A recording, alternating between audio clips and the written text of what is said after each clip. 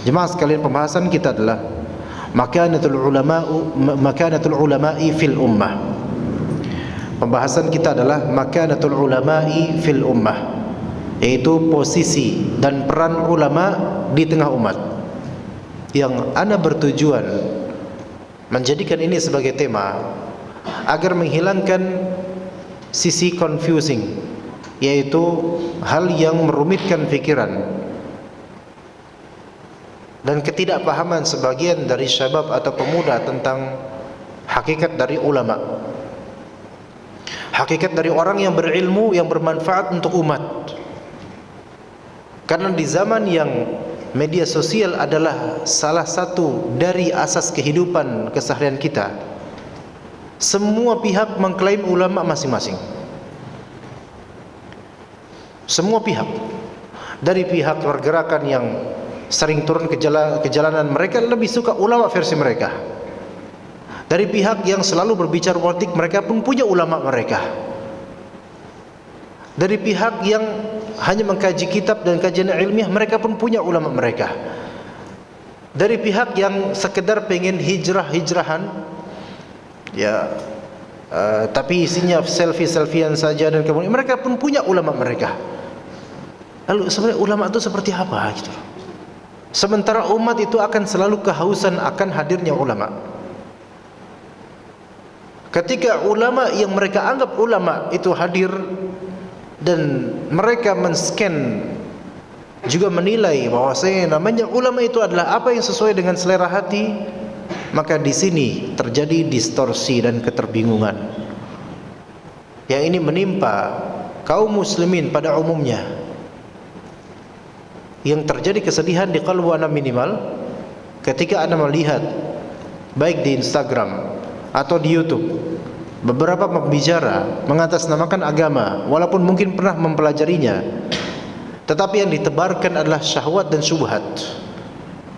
Ditebarkan hanya hawa nafsu dan juga syubhat, dalam artian menyesatkan kaum muslimin pada hakikatnya, yang menyelisihi bagaimana perkataan Allah atau menyelisihi perkataan Rasulullah atau menyelisihi prinsip manhaj salaf. Dan karena suaranya, intonasinya yang berbeda dengan pada keumuman asatidzah atau keumuman ulama, kemudian mulai digandrungi atau sesuai dengan selera rakyat, maka mulai dipuja dan puji. Akhirnya semakin banyak viewersnya dan dipromosikan oleh YouTube, digenerate kemudian di video-video rekomendasi untuk orang-orang yang biasa menonton channel-channel agamis. Akhirnya makin larislah yang seperti ini, dan banyak manusia tertipu dan terperdaya akannya, karena mereka tidak punya filtering yang benar terhadap siapa-siapa yang berhak diambil ilmunya dan siapa-siapa yang berhak kita menutup telinga dari lisannya. Maka ikhwah sekalian, terutama syabab, pemuda, kita lihat di antara mereka kaum Khawarij yang mereka kata Rasulullah sallallahu alaihi wasallam, ketika antum melihat salat mereka, maka antum akan mengkerdilkan peran salat antum pada diri antum. Dan mereka membaca Al-Quran, tetapi kata Rasulullah SAW, tidak sampai Quran tersebut melewati tenggorokan mereka. Dan boleh jadi retorika mereka itu betul-betul menyihir pikiran dan qalbu insan. Tapi di balik itu ada makar yang tertumpahnya darah dan terbunuhnya sebagian orang yang tidak bersalah, kaum Khawarij. Namun kemudian hanya karena masalah retorika yang menang, dalil kering, dan tidak sesuai dengan prinsip bagaimana salaf kita, namun sesuai dengan hawa nafsu masyarakat yang mereka tidak puas akan dunia mereka, dan mereka mencari kambing hitam yang disebut sebagai pemerintah, maka mulai kemudian digandrungi dai-dai seperti ini. Jemaah sekalian, akhirnya terjadilah yang terjadi. Antum akan melihat orang-orang yang dituduh atau dituding atau menjadi tersangka teroris, baik yang sudah mati atau masih di penjara, mereka memiliki jenggot yang mungkin melebihi helainya daripada helai punya antum, dan mungkin putihnya jenggot tersebut lebih kelihatan alim dibandingkan jenggot antum. Dan mungkin sayunya dan teduhnya mata mereka itu melebihi jelalatannya mata antum. Tetapi di balik itu, manhaj yang mereka terapkan itu manhaj yang Rasulullah SAW sebut pelakunya nanti kelak akan menjadi apa? Kilabu jahannam, anjing-anjing jahannam. Maka di sini kita melihat substansi dan hakikat dibandingkan dengan cover dan label semata. Lihat apakah itu sesuai dengan Al-Quran atau As-Sunnah, apakah sesuai dengan prinsip manhaj salaf, atau cuman mengatasnamakan semata. Betapa banyaknya orang terperdaya dengan pepesan kosong dan barang-barang KW yang mereka baru menyesali ketika barang tersebut rusak dan soak ketika mereka menggunakannya. Dan betapa banyaknya juga pemuda-pemuda yang baru menyesali di kekinian hari setelah bertahun-tahun sebelumnya mereka menggeluti prinsip-prinsip yang diajarkan guru yang salah. Maka di sini Anda ingin memberikan sedikit pencerahan yang bukanlah Anda yang mencerahkan, melainkan Allah Ta'ala yang memberikan hidayah dan taufik kepada diri kita semua. Ulama dan perannya untuk kaum muslimin. Apakah ulama perannya itu sebagai pencerah semata atau pembimbing, atau sebaliknya ulama itu sebagai provokator atau orator atau pemicu dan menjadi generator untuk emosi manusia? Jemaah sekalian rahimakumullah, seandainya ulama itu punya sayap, maka wajah antum dan diri antum akan ada di bawah naungan sayap-sayap mereka. Tetapi sayapnya ulama ada ilmu dan tarbiyah, bukanlah apa-apa yang kita sebutkan dari hal-hal yang negatif tadi. Taib, sebelumnya itu sebagai muqaddimah akan kita sebutkan beberapa kalam Allah Azza wa Jalla berkaitan dengan fadl dan makana al-ulama, keutamaan dan posisi ulama. Di surat Az-Zumar ayat 9. Dan surat Az-Zumar ini memiliki keutamaan, yaitu surat yang membentengi pembaca dan penelitinya dari kesyirikan, karena mengupas kebobrokan kesyirikan dan hal-hal yang menyimpang. Surat Az-Zumar ayat 9, kata Rabb kita Azza wa Jalla, Qul hal yastawi alladhina ya'lamuna walladhina ya'lamun walladhina la ya'lamun innama yatadhakkaru ulul albab. Katakanlah, apakah sama orang-orang yang mengetahui dengan orang-orang yang tidak mengetahui? Sesungguhnya yang bertadzakur, yaitu yang mengingat, yang dengan ilmunya dia berzikir, hanya orang-orang yang punya benak, punya otak. Di surat Al-Mujadilah ayat 11, juz 28, Allah Subhanahu wa taala berfirman, Yarfa'illahu alladhina amanu minkum walladhina utul ilma darajat. Allah Subhanahu wa taala pasti akan mengangkat orang yang memiliki dua karakter, yaitu apa? Alladhina amanu minkum, orang yang beriman di antara kalian. Dan karakter kedua, walladzina utul ilma darajat, yaitu orang-orang yang utul ilma, yang diberikan ilmu. Ketika dua karakter ini ada pada satu person, maka dia masuk ke dalam ayat ini, akan diangkat beberapa derajat. Walladzina atau yarfa'illahu alladzina amanu minkum walladzina utul ilma darajat. Dua karakter yang harus ada pada diri kita semua, jemaah sekalian. Yang mana karakter ini bukan karakter prasmanan. Apa duanya? Iman dan ilmu. Dua karakter yang mutalaziman satu sama lain, yang melazimkan satu sama lain, yang saling membahu satu sama lain, yaitu iman dan ilmu. Tidak bisa dipisahkan secara prasmanan. Antum comot satu dan tidak mau yang kedua, antum comot yang kedua dan antum hindari yang satu, tidak bisa. Salah satu aja hilang, maka celaka antum. Lebih-lebih kalau keduanya, yaitu satu iman dan dua ilmu. Iman harus dengan ilmu dan ilmu harus dengan iman. Maka kalau misalnya seseorang beriman tanpa ilmu, itu tidak akan jadi, jemaah sekalian. Beriman tanpa ilmu tidak akan jadi. Beriman tanpa ilmu tidak akan jadi. Ya, ini kaidah. Kok bisa? Ada minimal dua alasan. Pertama, karena iman secara bahasa adalah at-tasdiq al-jazim.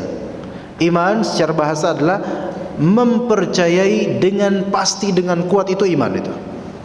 Itu baru iman. Pada asalnya iman artinya adalah mempercayai dengan kuat, dengan pasti, yakin. Sekarang, mungkinkah seseorang mempercayai sesuatu tanpa mengetahuinya? Enggak mungkin, ikhwan. Enggak mungkin. Dia mengetahui baru percaya. Maka untuk mendapatkan keimanan harus dengan ilmu. Oleh karena itu Al-Asr, surat Al-Asr yang dikecualikan di situ illal ladzina amanu wa 'amilus shalihat wa tawasaw bil haqqi wa tawasaw bis sabr. Alladzina amanu di sini mencakup di dalamnya ilmu. Karena enggak mungkin seseorang memiliki iman, lebih-lebih dia memupuk keimanan tanpa ilmu. Maka barang siapa yang memupuk keimanan tanpa ilmu, dia sedang berlari menuju fata morgana. Ya. Barang siapa yang berusaha memupuk iman tanpa ilmu, maka dia sedang berlari menuju fata morgana. Iya, dia terperdaya dengan pandangan pribadinya. Iya. Siapa yang berusaha untuk menyuburkan keimanan dan meninggikannya dia dengan sesuatu yang bukanlah hal yang berfaedah dan ilmiah, tidak akan dapat apa-apa dia kecuali kesia-siaan dan keterpedayaan. Sebagian dari orang awam dan di antara kita, ketika melihat ustadz yang lucu digandrungi, yang tidak ada isinya, ikhwan, isinya hanya bumbu, maka suatu kebodohan ketika seseorang menjadikan lalapannya adalah bumbu. Aneh kan? Ajib gak? Maksudnya ajaib gak orang? Bukan ajib, hebat, bukan ajaib gak orang ini? Orang nyari pengobatan untuk perutnya, maksudnya untuk supaya kenyang, dia makan bumbu. Orang gila saja itu nggak mau melakukan ini. Faham maksudnya di sini? Ini pakai kiasan ya, kawan. Antum pernah lihat di pasar tradisional ada yang jual bumbu-bumbu pakai apa namanya, piring-piring gede itu, ya kan? Bumbu ya ada warna merah, ada yang warna krem, ada yang warna marun, ada yang masya Allah. Antum lapar, antum bilang ke orang itu penjual, ini bumbu satu ginian berapa bu? Saya mau beli satu piring. Ya, satu piring harganya 20.000 mas. Ya. Ayo udah saya beli satu piring. Ayo, dikasih. Buat apa mas? Buat ini makan, saya lapar. Oh, buat nasi goreng mas? Enggak, saya makan cemil gini. Itu penjual bumbunya pasti nyesel. Ya, nyesel telah menjual ke orang yang sedang tidak menggunakan akalnya. Ya, ini orang gila nih kayaknya nih, gitu kan? Maka sekarang orang mau charging iman dengan menghadiri majlis-majlis yang dia cari cuman lucunya saja. Ini gimana? Mau jadi apa dia? Mau ya iman. Kemudian ketika dia ketawa, ketiwa, ustadznya lucu banget, masya Allah. Alhamdulillah bertambah iman saya. Iman dasmu iman. Iman apaan? Iman dari mana? Iman dari syaitan. Iya.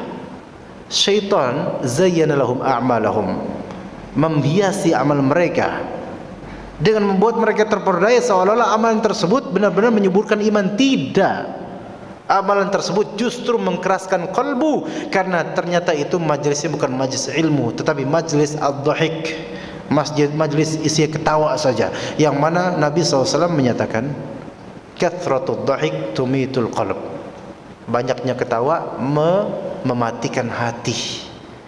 Itu justru mendowngrade iman dan mendegradasikannya, ya, sebagaimana dirasakan oleh sebagian orang yang merasa hanya dengan mendengar ceramah-ceramah lucu dia mendapatkan kebugaran keimanan. Bohong. Tapi benar, saya makin meningkat imannya. Enggak, itu perasaan kamu saja. Coba tadi Ustadz ngomong apa, faedah yang kamu catat apa? Enggak tahu sih. Nah kan gitu. Pokoknya dia memberikan kita keimanan deh pokoknya. Enggak. Bohong. Ya. Jadi iman dan ilmu itu mutalaziman. Antum enggak bisa charging iman tanpa ilmu. Ya, mencari keimanan dengan menghadiri majelis-majelis yang di sana tidak ada ilmunya. Taib. Kemudian dan sebaliknya. Antum tidak bisa disebut berilmu tanpa iman. Hatta antum belajar sedemikian rupa sehingga gitu. Enggak bakal bisa antum disebut berilmu tanpa iman. Antum tahu enggak Snow Horgrange? Pernah dengar enggak itu nama? Yang tua-tua biasanya pernah dengar. Yang muda-muda antum enggak. Aduh. Itu jas merah kata orang-orang. Jas merah artinya apa? Jangan sekali-kali melupakan sejarah. Itu orientalis tingkat tinggi untuk Indonesia nih Mas. Itu belajar agama, belajar. Dan betapa banyaknya orientalis mempelajari agama Islam dan menghafal beberapa hadis. Tapi tujuannya buat apa? Buat menohok Islam. Apakah yang kayak gini? Mentang-mentang dia belajar Islam, bahkan kitab kuning sebagian mempelajari kitab kuning. Apakah mereka kemudian kita bilang ulama? Tidak, karena mereka mencari ilmu tanpa adanya iman. Antum menghadiri majelis ilmu dan iman antum sedang tidak dipasang, antum enggak bakal dapat faedah apa-apa ya kawan. Maka menunjukkan bahwasanya kalau mau diangkat derajatnya, dua ini harus berkolaborasi. Enggak bisa dilucuti salah satunya dan dipakai salah satunya, enggak bisa. Antum gunakan iman antum sekarang untuk menggapai ilmu. Begitu. Maka barulah diangkat derajat antum oleh Allah Subhanahu wa taala. Dan para ulama mereka mengajarkan kepada kaum muslimin iman dan ilmu, bukan sekadar materi ilmu semata tanpa iman. Antum akan melihat perbedaan lisan, apa yang keluar dari lisan para dai yang masing-masing berbeda. Memang berbeda karakter masing-masing. Ada yang kocak secara zat ya, ada dai yang memang dia enggak sengaja kocak, tapi memang tampangnya itu orang bikin ketawa gitu loh. Tapi dai kan aneh juga ya. Begitu. Tapi dia mengucapkan hal-hal yang berilmu gitu loh. Dan dia punya iman di balik setiap nafasnya. Antum ambil ilmu dia, walaupun memang wajahnya kocak atau wajahnya setengah jadi mungkin atau gimana, tapi dia memang yang dikeluarkan ilmu dan iman. Ini baru benar. Tapi ada sebagian orang yang berdakwah yang dikeluarkan hanyalah retorika dan kemanisan belaka dari kalimat. Dan memang ilmu, tapi antum tidak mendapatkan peningkatan iman dari kalimat-kalimatnya. Maka yang seperti ini pertama antum tanya diri antum, ini apa karena maksiat saya ya? Antum scan, antum betul-betul minta sama Allah petunjuk, tapi antum ikuti lagi, enggak dapat apa-apa dari dai ini. Selain kabar politik atau selain kerasnya kalimat. Walaupun pakai dalil, enggak sampai hati Anda enggak kena ini.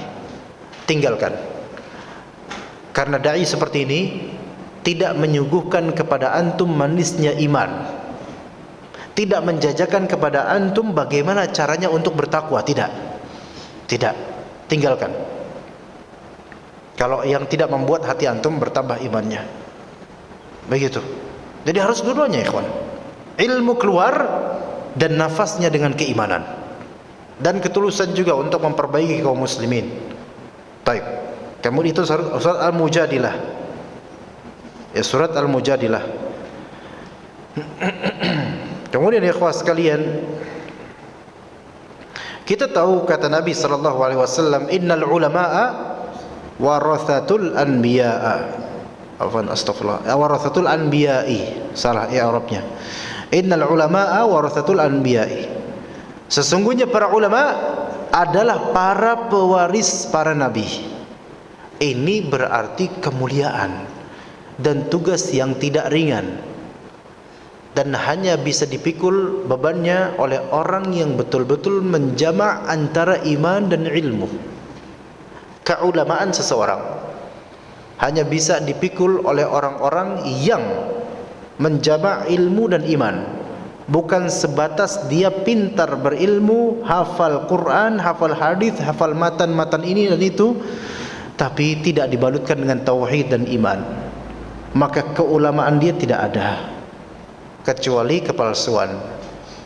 Begitu. Jadi menjadi seorang yang berilmu itu menjadi atau menginginkan diri menjadi seorang berilmu sama dengan menginginkan diri terbebani dengan beban yang tidak ringan. Ya. Ulama, para pewaris para nabi. Kemudian Nabi menerangkan wa innal anbiya'a lam yuwarithu dinara wala dirhama. Para nabi itu tidak pernah mewariskan dirham dan dinar. Maka ketika Nabi SAW wafat, tanah yang ada di Khaybar dan Fadak itu bukan diperuntukkan untuk ahli waris, karena para nabi tidak mewarisi. Sampai kemudian Fatimah radhiyallahu anha, ya, itu datang kepada Nabi SAW menagih tanah Fadak. Ya, ini menjadi poin serangan orang-orang Syiah kepada Ahlus Sunnah dan Abu Bakar. Tapi khalifah ketika itu yaitu Abu Bakar bilang, saya tidak akan melanggar kalimat Nabi SAW, karena kata beliau, inna ma'asyaral anbiya'a la nurath. Kami para nabi tidak memberikan warisan, melainkan apa yang kami miliki itu diperuntukkan untuk sedekah atau umat. Taib. Berarti para nabi tidak memberikan atau mewariskan materi. Ya. Kalau kita ya jelas kita mewariskan materi kalau ada. Tapi apa yang diwariskan oleh para nabi alaihi wassalatu wassalam, wa inna ma warathul ilma atau awrathul ilma faman akhadhu bihadzin wafir. Yang mereka wariskan itu ilmu, dan ilmu itu bukan materi konkret seperti speaker air, bukan, tapi ilmu itu suatu makna yang bisa antum pelajari, bisa masuk ke kalbu antum, dibalutkan dengan iman dan berbuah amalan, dan menjadikan antum terangkat derajatnya dunia dan akhirat. Makanya kata Ibnu Hajar al-Asqalani, pengangkatan derajat untuk orang beriman dan berilmu ini itu di dunia dan juga di akhirat. Pengangkatan derajat di dunia secara materi, secara makna. Pengangkatan derajat di akhirat secara hissi, materi, di akhirat nanti. Di dunia seperti apa? Di dunia pengangkatan derajatnya adalah yaitu dia mendapatkan kedudukan yang tinggi di tengah-tengah manusia. Orang yang berilmu dan membalut ilmunya dengan iman, walaupun dia tidak mempromosikan dirinya, orang-orang akan merasakan getarannya, ya, akan senang dengannya. Ini orang berilmu dan beriman dengan ilmunya itu akan diagungkan, dan diagungkannya bukan karena kepalsuan, karena orang-orang betul-betul terkena dengan bagaimana basyasyatul iman, yaitu cahaya keimanan dia. Di dunia dia akan mendapatkan kedudukan secara maknawi. Pengangkatan derajat dunia tadi secara makna yaitu dia mendapatkan kedudukan di hati manusia. Di akhirat pengangkatan derajatnya yaitu secara material konkret berupa peninggian derajat surganya, tingkatannya. Tapi ya tentu yang kedua ini kalau dia betul-betul di dunia mengamalkan ilmunya dengan keimanan. Adapun kalau sebatas koleksi, ikhwan, orang kalau memang diberikan oleh Allah Ta'ala zakat, kecerdasan, mudah menghafal, itu bisa jadi ada seseorang yang sangat pintar hafalannya, tapi dia munafik dengan hafalannya tersebut. Dia pro terhadap apa yang menjadi hawa nafsu masyarakat, dan dia menyembunyikan ayat atau Al-Quran yang berlawanan dengan selera masyarakat, dan dia berpihak kepada oke, ini gak apa-apa, ini halal kok, bukan bid'ah kok, padahal itu sejatinya tidak ada syariatnya di agama Allah Ta'ala. Maka dia berpihak kepada apa? Kepada hawa nafsu, seolah-olah hawa nafsu itu adalah sesembahannya. Dia khawatir kalau misalnya bertentangan dengan prinsip dan pendapat masyarakat, maka dia tidak akan diundang lagi. Allah musta'an. Berarti ini cari apa? Dunia, ikhwan. Betapa banyaknya orang yang mencari wajah manusia di jalan murka Allah Ta'ala, dan yang dia dapatkan kelak kehinaan. Dan betapa adanya orang yang tidak mencari apapun kecuali ridha Allah, maka Allah jadikan manusia meridhai dia walaupun zahir manusia itu menentang. Betapa banyaknya orang yang menentang namun hati kecilnya mengatakan bahwasanya orang ini saya cintai dia bagus dia sebenarnya. Iya, bisa jadi begitu. Barangkali bisa jadi. Kadang-kadang bisa jadi kita waktu dulu mungkin zaman-zaman belum mengenal hal-hal yang benar. Ya, kita sebel sama orang ini gitu loh. Dia tuh dikit-dikit melarang dan seterusnya. Tapi hati kecil kita tuh emang harusnya dia begitu, karena apa yang memang jelek harus dikatakan jelek. Dia jujur dia kayaknya. Dan kemudian makin kita sadar malah justru kita berbalik mencintainya. Sekarang anda tanya, siapa nama guru-guru killer waktu antum sekolah? Guru-guru killer, guru-guru yang sepertinya mau membunuh antum ketika itu. Iya, sepertinya antum tamat riwayat hidup antum di tangan dia gitu. Dan ketika dia menatap mata antum seperti matanya mau melahap muka antum. Ada beberapa guru-guru yang ana masih ingat jemaah sekalian, dan antum mana yakin masih ingat, dan lebih teringat guru-guru yang seperti ini. Ana ada guru ana dulu namanya Pak Tono rahimahullah. Mohon maaf kesamaan nama dan tempat ya. Tidak disengaja ya. Udah wafat orangnya. Pak Tono waktu SD itu dikit marahin kita, ngomelin kita terus. Wali kelas saya waktu kelas 6 itu diomelin terus, kita diomelin. Tapi wallahi ikhwan, dari semua guru dari 1 sampai 6 SD, waktu itu ana di SD Al Hikmah Mampang Perapatan, itu dari awal sampai itu guru yang paling kita ingat sampai sekarang. Bahkan beberapa guru yang lembut-lembut itu lupa namanya siapa, saking lembutnya itu orang. Tapi yang killer ini itu yang membuat kita terpincut. Sampai menjelang kelulusan itu masih ingat nasihat beliau. Kalian mau jadi apapun terserah kalian. Karena ketika itu zaman-zaman Piala Dunia ya, World Cup France ya di Perancis. Kalian mau jadi pesepak bola, karena waktu itu teman-teman banyak ngomongin bola gitu. Jagoan anak Belanda waktu itu. Ya, kayak sekarang anak suka roti Belanda ya. Nah, tapi panitia nggak pernah ngasih anak roti Belanda ya. Nggak ngaruh, nggak bercanda. Nah, kalian mau jadi pemain bola atau jadi apa gitu, terserah kalian. Tapi kalian harus jadi orang sukses pokoknya. Gitu ya, kalimat yang ambigu sebenarnya. Tapi alhamdulillah, ana nggak jadi pemain bola. Ana jadi pemateri di Masjid As-Salam ya, Masya Allah. Itu jauh lebih indah daripada pemain bola, alhamdulillah. Walaupun yang nonton segini doang. Kalau jadi pemain bola yang nonton 40.000, sejuta, sampai warung kopi nonton ana. Tapi kan nggak bisa ceramah di sana ikhwan. Kalau di sini walaupun yang nonton sekian dan sekian persennya itu khusyuk dengan mimpinya itu, tapi itu insya Allah berkah semua insya Allah, ya kan? Antum menambah iman insya Allah. Tapi anda ingat beliau sampai sekarang namanya ingat. Ada beberapa guru anda nggak ingat namanya, saking lembutnya mereka. Tapi anda mendapatkan kalbu anda bercerita bahwasanya ini guru-guru ini yang paling ikhlas. Pak Tono, jangan-jangan beliau ini. Ya. Kemudian waktu anda sekolah di pesantren, anda masih ingat beberapa guru yang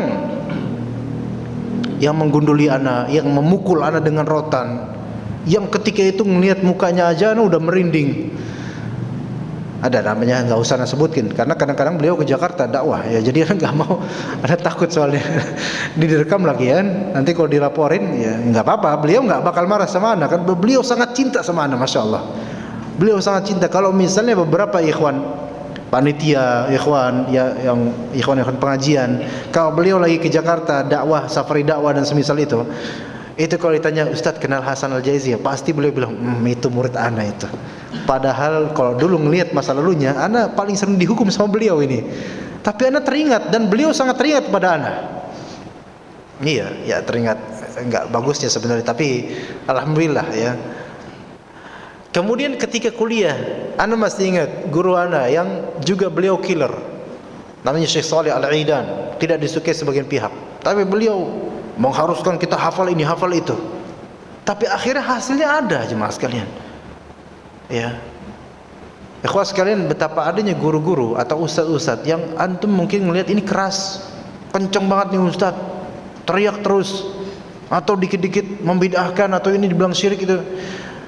Tapi hati kecil antum suatu ketika akan berkata, ini ustaz benar sebenarnya. Makin antum sadar, makin mencintai dia, maka antum makin menyesal, bahkan sampai nangis. Kenapa? Saya dulu pernah mencela ustadz ini.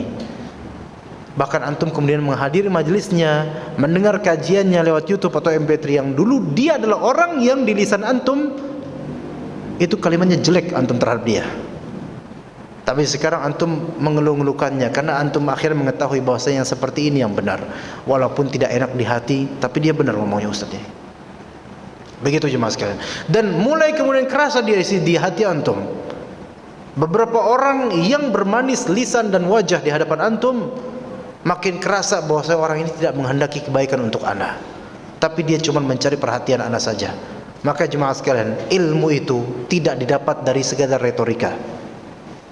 Seandainya ada retorika yang terbaik, maka cukuplah Al-Quran dan Sunnah Nabi SAW sebagai kalimat yang terbaik yang pernah antum dengar. Tidak ada puisi dan syair manapun di kalangan Arab yang bisa menyamai Al-Quran, lebih-lebih mendahuluinya atau melebihinya. Tidak ada. Dan kalimat-kalimat Rasul dikatakan oleh para ulama itu kalimat yang jawami'ul kalim, yaitu yang Masya Allah kalimatnya simple namun cakupannya luas dan digali oleh para ulama. Kalimat-kalimat Rasulullah SAW, tidak ada seorang Arab pun yang kalimat lisan manusiawinya itu sebanding dengan kalimat lisan Rasulullah SAW. Antum lihat para penyair, Abul Atahiyah, Al-Mutanabbi dan seterusnya daripadanya penyair Arab, tidak banyak yang menghafal syair-syairnya. Tetapi hadis Nabi SAW, antum dapatkan diri antum sedang menghafal hadis Nabi SAW. Ini menunjukkan jemaah sekalian bahwasanya ilmu itu bukan sebatas retorika, tapi ilmu itu didapat dari wahyu. Dengan keberkahan wahyu tersebut, antum mulai menghafal, mempelajari, dan dari situlah tercipta nanti orang-orang yang berilmu. Bukan dari retorika jemaah sekalian, dari ilmu, dari wahyu. Kemudian kita lanjutkan. Kata Sufyan bin Uyainah, seorang salaf, ya, arfa'un nasi 'indallahi manzilatan man kana bainallahi wa baina ibadihi, man kana bainallahi wa baina ibadihi. Perhatikan kaidah ini jemaah sekalian. Orang yang paling tinggi derajatnya di sisi Allah itu adalah orang yang menjadi jembatan antara Allah dan hamba-hambanya. Dan mereka ada dua. Ana ulangi. Orang yang paling tinggi derajatnya di sisi Allah adalah orang yang menjadi jembatan antara Allah dan Rasulnya. Dan jembatan tersebut hanya untuk di masalah ilmu saja. Tahu? Ada dua. Ada dua. Orang yang paling tinggi kedudukannya di mata manusia, di sisi Allah dan juga di mata manusia. Ada dua dong. Yang pertama al-anbiya, yang kedua al-ulama. Udah itu dong, yang paling tinggi dah kelas. Yang pertama al-anbiya, yang kedua al-ulama. Nabi, para nabi menjadi wasilah dan perantara penyebar risalah iluhiyah. Ya kan? Coba kalau tidak dengan nabi gimana? Diwahyukan gitu satu-satu masyarakat? Enggak. Tapi melalui nabi ini dibebankan kepadanya risalah untuk disebarkan faedahnya kepada umat, dan dengan itu dia mendapatkan ujian bertubi-tubi. Semua nabi mendapatkan ujian jemaah sekalian, bertubi-tubi. Ini yang pertama. Yang kedua siapa? Ulama. Ulama itu jembatan manusia untuk mengenal Khaliqnya melalui ulama. Dan ulama ini mereka tidak mengkreasikan faedah ilmu, tidak.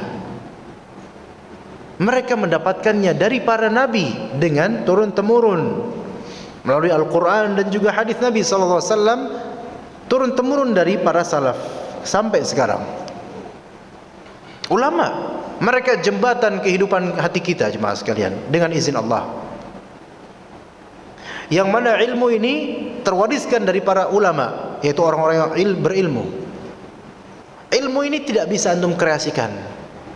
Antum kreasikan pribadi akan menjadi madhab antum, ternisbatkan kepada antum nanti ilmu tersebut ilmu baru. Itu tidak disebut ilmu syar'i, bahkan bisa disebut bid'ah. Antum buat misalnya azan baru, ya. Ini azan baru. Ya, sekarang kan ada azan baru, azan-azan yang di sini pakai tarhim enggak, ikhwan? Atau tahu tarhim enggak, ikhwan? Salatu wassalamu alaik, gitu. Dengar enggak? Tahu enggak nadanya itu? Ya man huwal man.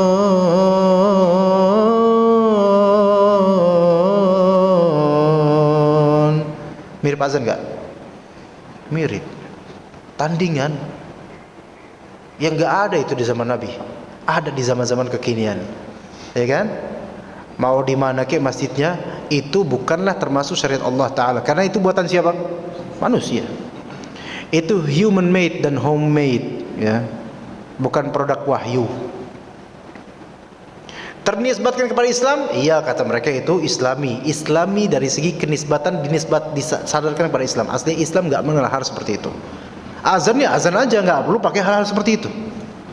Bahkan sekarang kalau misalnya sebelum maghrib, antum kadang-kadang mendengar anak-anak seperti di masjid-masjid kan, na na na na na na na na na na na na gitu kan? Anda nggak tahu lafalnya apa? Yang penting bukan tahu bulat ya pastinya ya. Ya. Atau banyak lah. Anda nggak perlu ngapal juga sih. Tapi seperti itu. Antum mengira itu anak-anak beneran. Antum ke Sawangan sama suaranya. Antum ke Jati Sampurna sama suaranya. Antum ke Kerangan sama suaranya. Antum ke sini kok sama semua suaranya. Ternyata emang ada timer setelan untuk itu. Jadi itu recorder. Bukan anak kecil ngumpul. Enggak, itu DKM-nya aja belum datang. Marbotnya aja masih di mana nggak tahu. Jadi otomatis ikhwan. Ini dipadankan dengan azan. Jadi seolah azan nggak cukup, syariat Allah nggak cukup, maka ditambahkan. Inilah disebut apa? Bid'ah. Bid'ah idhofiyah, menambah-nambahkan yang tadinya nggak ada. Ya begitu. Ya. Siapa yang mengajarkan ini? Ulama. Kalau ada ulama yang mengajarkan, berarti ulama yang membuat syariat baru, ya kawan. Dan dia nggak takut sama Allah Ta'ala. Berarti kurang beriman dia. Membuat syariat baru yang tidak ada wahyunya dalam hal ini. Dan dirutinkan selalu. Mungkin kalau sekali-kali masih diwajarkan, tapi kalau selalu, nah ini berarti ada sesuatu ini. Syariat baru berarti. Maka hati-hatilah dari penyerupaan umat ini kepada orang-orang Yahudi atau Nasrani. Orang Nasrani, rahib-rahib mereka membuat syariat baru, menetapkan hal-hal baru dalam agama. Siapa? Rahibnya, ulamanya mereka. Maka ulama kaum muslimin, kalau ada ulama yang katanya ulama, kemudian membuat tatanan syariat baru yang tidak ada wahyunya, tidak ada salafnya, maka dia serupa dengan rahib-rahib Nasrani yang membuat syariat baru. Dari segi apa keserupaannya? Itu dari segi membuat-buat hal yang baru yang tidak ada dalam agama mereka. Berbahaya jemaah sekalian. Namun disayangkan yang seperti ini justru lebih digandrungi oleh banyak orang-orang yang semoga Allah beri hidayah. Ya. Jadi yang paling tinggi siapa derajatnya? Para nabi dan para ulama. Dan itu ditinjau dari apa? Para nabi karena mereka dititipkan risalah dan mendakwahi risalah tersebut kepada masyarakat. Dan para nabi tidak melampaui batasan dari ilmu mereka. Yang mereka tidak tahu, mereka tidak menjawab. Yang mereka ketahui, mereka sebarkan.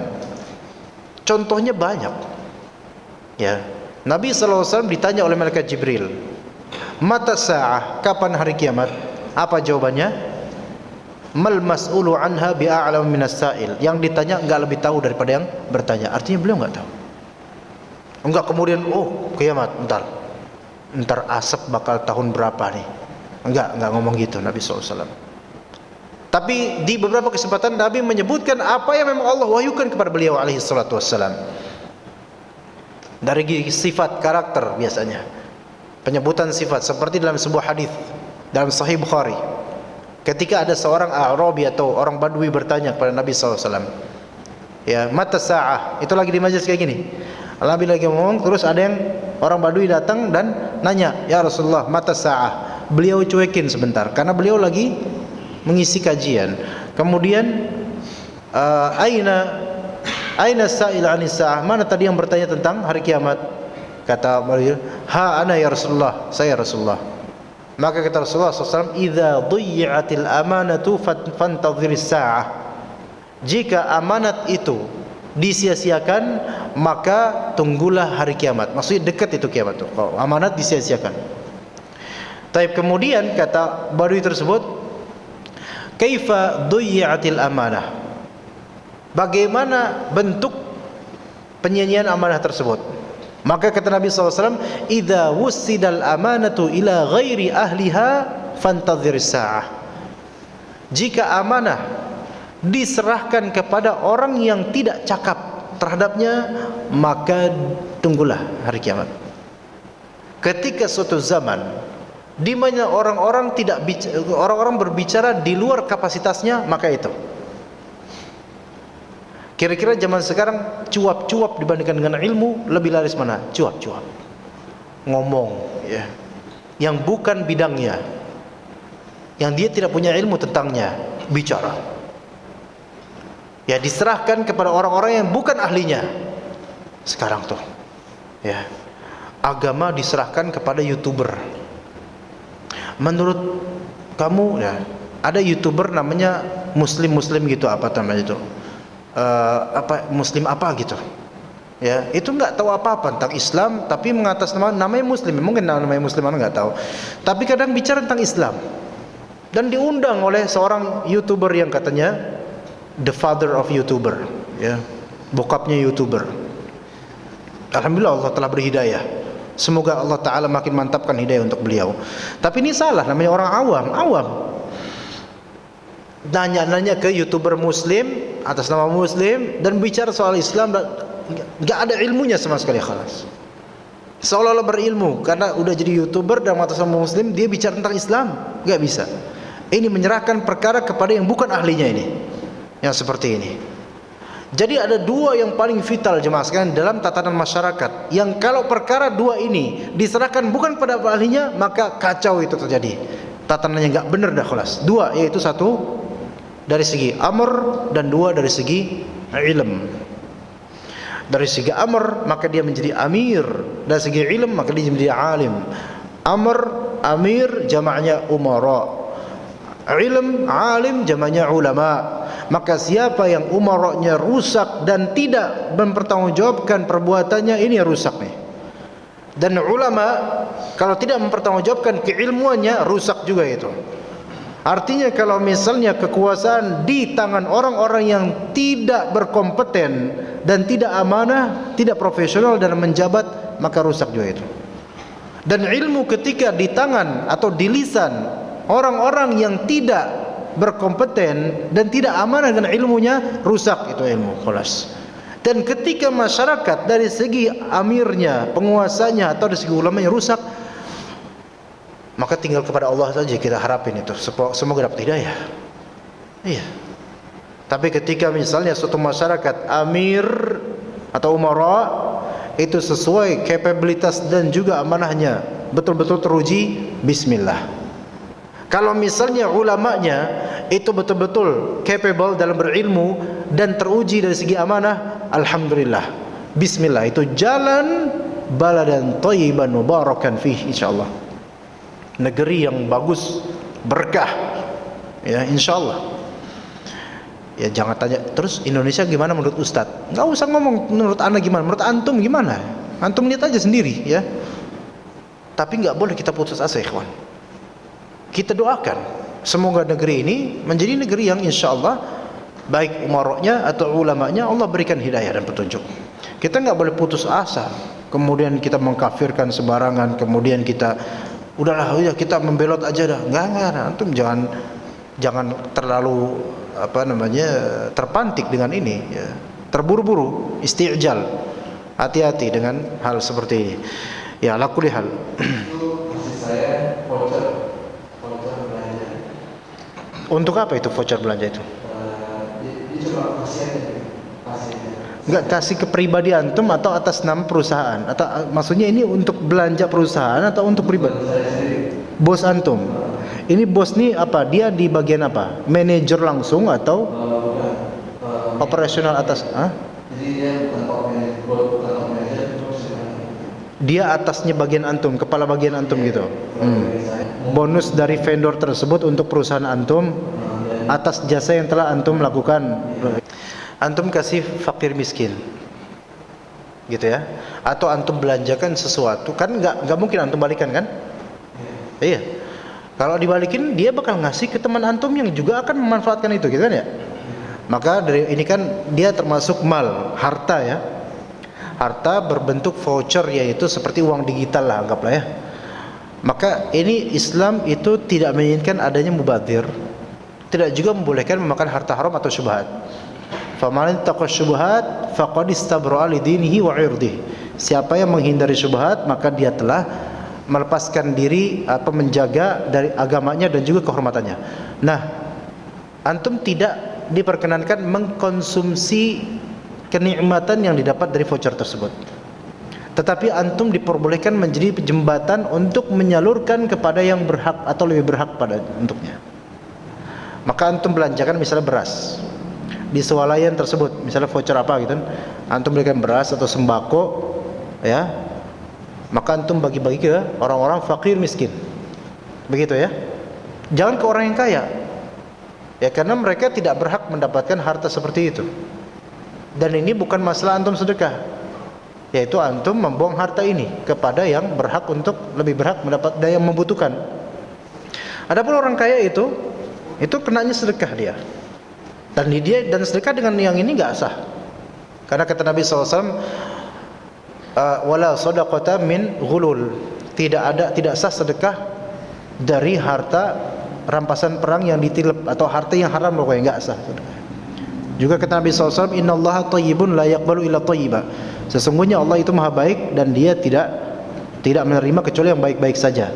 Antum berarti tidak atas nama sedekah, melainkan antum mencairkan harta ini kepada yang berhak, begitu ya. Kalau bisa dicairkan hartanya, antum mungkin bisa dicairkan menjadi nominal uang fisik, uang kartal, antum mungkin bisa kasih ke fakir miskin, itu boleh. Sayangnya anda nggak fakir miskin, jadi anda nggak dapat ya, begitu. Tapi antum punya voucher pribadi belian antum sendiri? Taib. Udah ketemu jawabannya? Udah cukup. Ya, taib.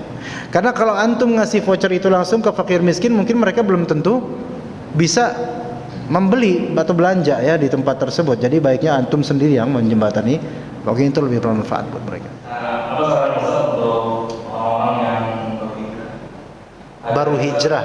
Yang baru hijrah. Ya. Agar bisa menemukan ulama yang sesungguhnya. Taib. Dan apakah ciri dari ulama? Apakah apa? Ciri dari ulama. Apakah anak ulama? Iya. Anak pedagang kain, anak bukan ulama. Antum duduk di majelis orang yang salah ya. Kalau dibilang ulama, wallahi anak bukan ulama ya. Nah, anak enggak bisa melabeli diri anak ulama. Tapi kalau dibilang anak ada sedikit ilmu ya, anak enggak berani mengatakan anak seorang alim, anak enggak berani. Sebagaimana zuhud, ilmu itu tidak bisa pemiliknya merekomendasikan dirinya untuk itu. Ya, kita tidak bisa menstempel diri kita zuhud, begitu pula kita tidak bisa menstempel diri kita alim. Karena alim itu stempel yang Allah Ta'ala berikan melalui kolbu orang lain, begitu. Jadi pakai kolbu sendiri, kita lebih mengetahui keburukan diri kita dibandingkan kelebihan diri kita. Tapi anda ngerti maksud antum di sini? Yang pertama tadi apa tadi? Saran untuk orang-orang yang baru hijrah. Yang pertama, dan ini yang paling besar, adalah meminta kepada Allah guru yang bisa membimbing qalbu dia, baik jarak dekat atau jarak jauh, dengan telepon atau dengan YouTube atau dengan MP3 dan seterusnya. Meminta kepada Allah alim yang bisa dia dengar untuk menyelamatkan dirinya dari azab Allah Ta'ala. Jadi minta dulu sama Allah. Sebelum antum bertanya rekomendasi siapapun, minta sama Allah. Karena ilmu ini kadang-kadang malah lebih penting daripada sekadar nikah. Ilmu ini mencakup seluruh bab, bukan cuma nikah saja. Kalau untuk nikah saja antum mau istikharah, maka kenapa tidak untuk ilmu? Ya. Kemudian yang kedua, antum melihat seorang alim dari rekomendasi alim lainnya, bisa nggak itu? Taib yang kedua mungkin antum nggak bisa, karena saking awamnya antum dan tidak kenal pada ustadz siapapun. Tapi bisa diganti dengan bagaimana kenyataan para salaf setelah mereka melihat siapa gurunya. Dan ini mungkin agak susah ya, antum melihat siapa belajar di mana ustadz ini misalnya, atau alim ini belajar di mana. Taib. Atau step berikutnya, antum melihat salatnya dia, antum melihat karakter salatnya dia. Karena dahulu di masa salaf, ketika ahli hadis itu ingin berguru pada seorang ulama ahli hadis, maka ahli hadis ini akan menetap di masjid tempat solatnya ahli hadis ini, ulama ini, gitu loh. Dan akan melihat bagaimana salatnya dia. Entah ulama ini akan menjadi imam atau akan menjadi makmum. Pokoknya dilihat salatnya ini. Ya. Tapi ngeliatnya diam-diam, bukan ngeliat di samping kemudian dia ulama lagi salat dia liatin gini, gitu kan? Nggak ada yang berani kayak gitu. Tapi diam-diam melihat. Ya, misalnya ustadznya lagi salat di sini, atau melihat dari celah paling ujung sana di atas AC misalnya. Enggak juga, itu berlebihan. Enggak, ada di belakang, antum perhatiin diam-diam, ya, gitu. Ya, alhamdulillah anda ngomong gini udah selesai zuhur tadi ya. Ya, jadi nggak diliatin ya. Iya, habis ini langsung pulang aja deh ya. Nah, dilihat seperti itu. Dia salatnya seperti apa?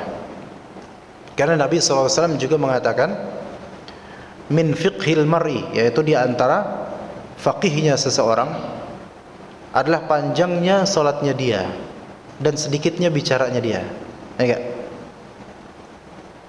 Antum melihat bagaimana alim tersebut, pergaulannya sedikit atau banyak bicaranya, dan kalaupun banyak bicaranya dalam berfaedah atau sia-sia.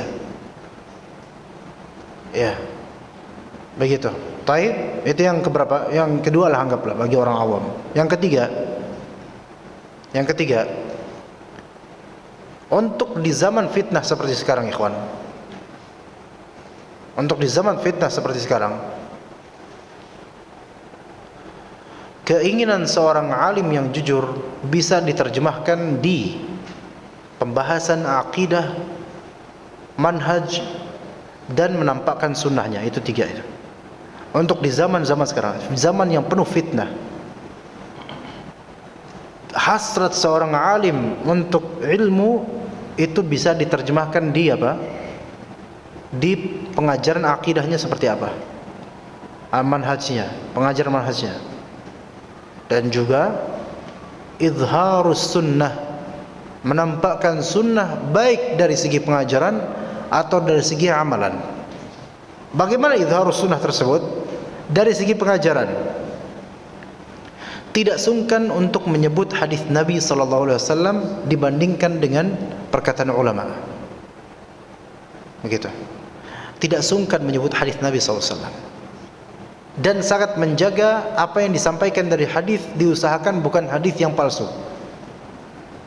Dan ketika menyampaikan hadis yang dia ketahui itu dhaif, dia menyampaikan ini hadis dhaif, saking kekhawatirannya akan akhiratnya dalam menyampaikan.